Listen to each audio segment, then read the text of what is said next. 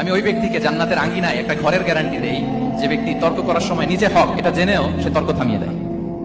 অনেক সময় হয় না, অনেকে পায়ে পাড়া দিয়ে ঝগড়া করতে আসে, এরকম আসলে নাই? আপনি চুপচাপ দেখবেন একটা বাজে কমেন্টস করতেছে, আবার কমেন্টের নিচে কমেন্ট, আবার গালি, হ্যাঁ আছে না এরকম? বিষ্ণু বলেন নিজে হক এটা জানার পরেও আর যাতে তর্ক না বাড়ে, যে তর্ক থামিয়ে দেয় জান্নাতের আঙ্গিনায়, তাকে আমি একটা ঘরের গ্যারান্টি দেই। ওবিবাইতিন ফি ওয়াসাতিল জান্নাতি লিমান তারাকাল কাযিবা ওয়া ইন কানা মাযিআন। আর ওই ব্যক্তিকে আমি জান্নাতের মাঝখানে একটা ঘরের গ্যারান্টি দেই যে ব্যক্তি কৌতুক করার সময়ও মিথ্যা পরিহার করে।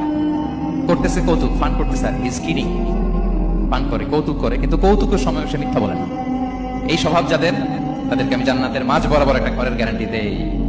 এরপর বিষ্ণু কি বলে দেখেন, তিনি বলেন ওবিবাইতিন ফি আ'লাল জান্নাতি লিমান হাসানা খুলুকাহু। আর জান্নাতের একেবারে হাইস্ট পিক অফ প্যারাডাইস, জান্নাতের সর্বোচ্চ স্তরে আমি একটা ঘর বা একটা বাসভবনের গ্যারান্টি ওই ব্যক্তিকে দেই যে তার আচরণটা সুন্দর করেছে, যে সুন্দর আচরণের অধিকারী হয়েছে, তাকে জান্নাতের হাইস্ট পিকে আমি একটা বাসভবনের গ্যারান্টি দেই। তাহলে বলেন তো আমাদের আচরণটা সুন্দর করার দরকার আছে না নাই? এটা খুব ছোটখাটো একটা আমল, তাই না?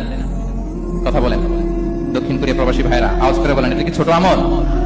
দেখলে সালাম দিব, সুন্দরভাবে কথা বলবো, ভালো উইশ করব, হ্যাঁ, হিংসা জিঘাংসা অহংকার থেকে মুক্ত থাকবো, খিটখিটে মেজাজের হব না, অলওয়েজ স্মাইলিং ফেস থাকবে আমার, হৃদ্যতাপূর্ণ আচরণ। এই কাজটা কি ছোট আমল? আওয়াজ করে বলেন এই আমলটা কি ছোট না বড়? প্রিয় ভাইরা, বিষ্ণু ইসলাম সবার সাথে এরকম মাধুর্যতাপূর্ণ আচরণ করতেন, ছোট থেকে বড়, নারী থেকে পুরুষ, বন্ধু থেকে শত্রু, সবার সাথে সুন্দর আচরণ করতেন। এবং তার এই চমৎকার আচরণে মুগ্ধ হয়ে তার অনেক শত্রু মুহূর্তে তার বন্ধুতে পরিণত হয়েছে।